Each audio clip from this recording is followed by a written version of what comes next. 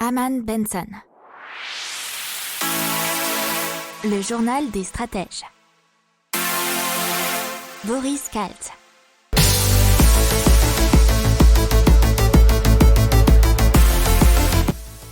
Bonjour à tous et bienvenue dans le journal des stratèges consacré aujourd'hui à l'hydrogène.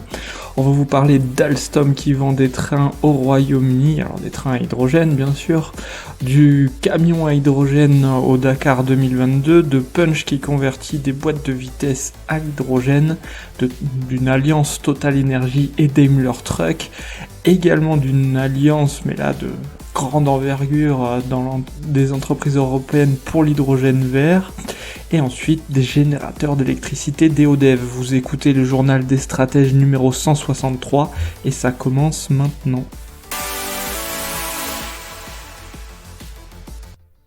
Et donc on commence tout de suite avec Alstom qui a signé avec le loueur de matériel roulant britannique Evershort Rail un protocole d'accord pour fournir des trains à hydrogène au Royaume-Uni.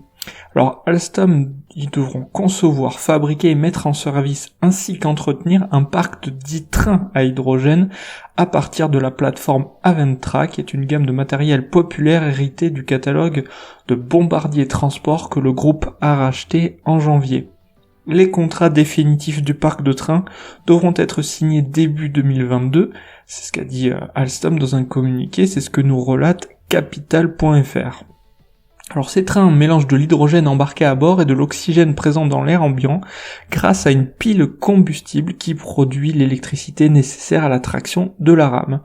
Alors ce qui est super, c'est qu'ils ne rejettent que de la vapeur d'eau.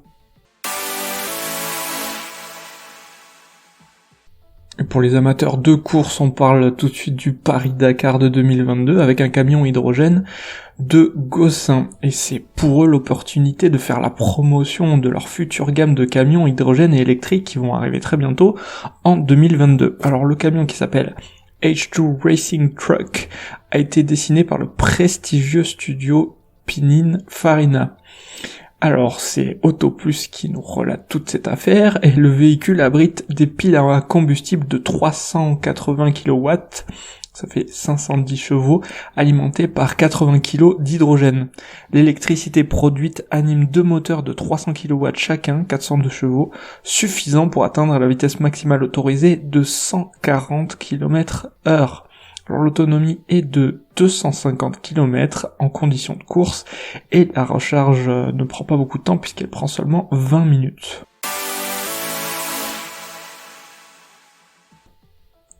Allez, on parle du groupe Punch Motive International qui a présenté à Strasbourg sa stratégie en matière de nouvelles mobilités. Et effectivement, ils vont convertir des boîtes de vitesse automobiles à l'hydrogène.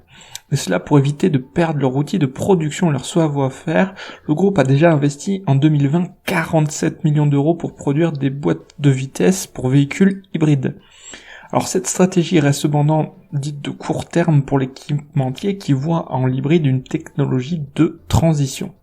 Alors ils vont pousser ces boîtes de vitesse et les transmissions plus loin en développant un moteur à combustion interne qui va fonctionner à l'hydrogène.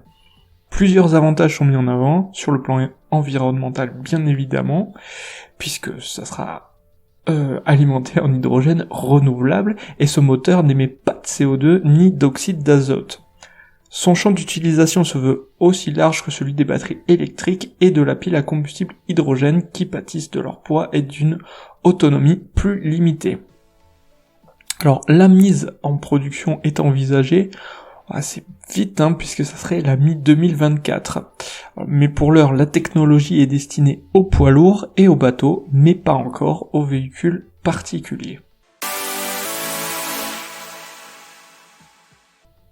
On parle maintenant des producteurs d'énergie Total Energy et aussi de Daimler Truck, qui est le pôle poids lourd du constructeur automobile allemand Daimler, qui ont annoncé avoir signé un partenariat portant sur le développement au sein de l'Union européenne d'écosystèmes pour les poids lourds qui vont rouler à l'hydrogène.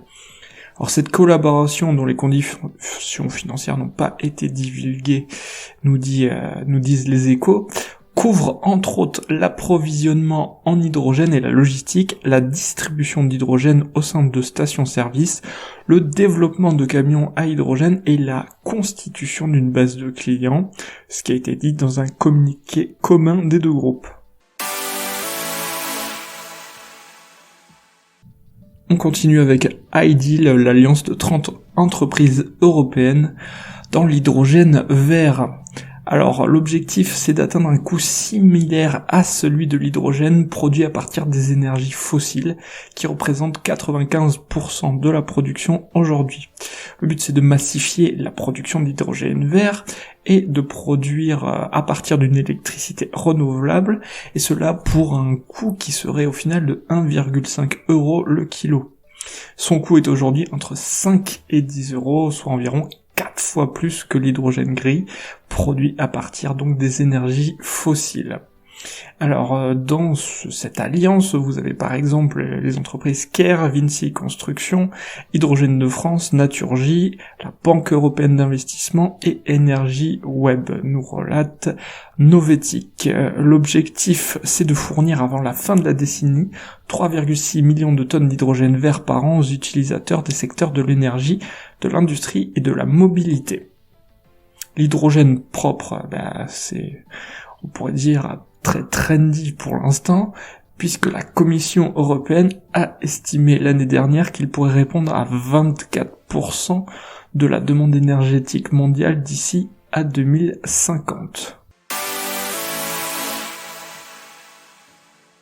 Allez, maintenant on passe à EODev, qui a créé des générateurs d'électricité à hydrogène. Alors il y en a qui sont créés pour les navires et d'autres pour le sol, pour la terre ferme. Ils fonctionnent tous deux grâce à une pile à combustible conçue par Toyota, dont le rôle est de transformer l'oxygène et l'hydrogène à l'état gazeux en électricité et chaleur, tout en ne rejetant que de l'eau et de la vapeur d'eau, bien évidemment.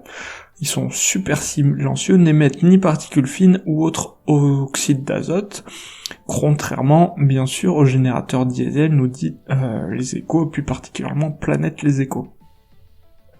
Le générateur à hydrogène d'EODev destiné au navire s'appelle le Rex H2, il fait 1 mètre cube, pèse 400 kg et développe jusqu'à 70 kg de puissance par unité. Alors pour le moment il est destiné au marché des navires de 8 à 40 mètres, pour la propulsion comme pour les systèmes de bord. Le générateur terrestre, alors ça s'appelle GEH2, et remplit un espace de 4 mètres carrés au sol pour un poids de 3,5 tonnes. Il peut atteindre une puissance de 100 kW à 1. Alors la production industrielle devrait atteindre sa vitesse de croisière en mai 2022, a annoncé EODev, avec une vingtaine de groupes électro-hydrogène produits par mois. Voilà, c'est tout pour aujourd'hui, je vous souhaite une excellente journée et je vous dis à plus pour plus d'actu. Ciao.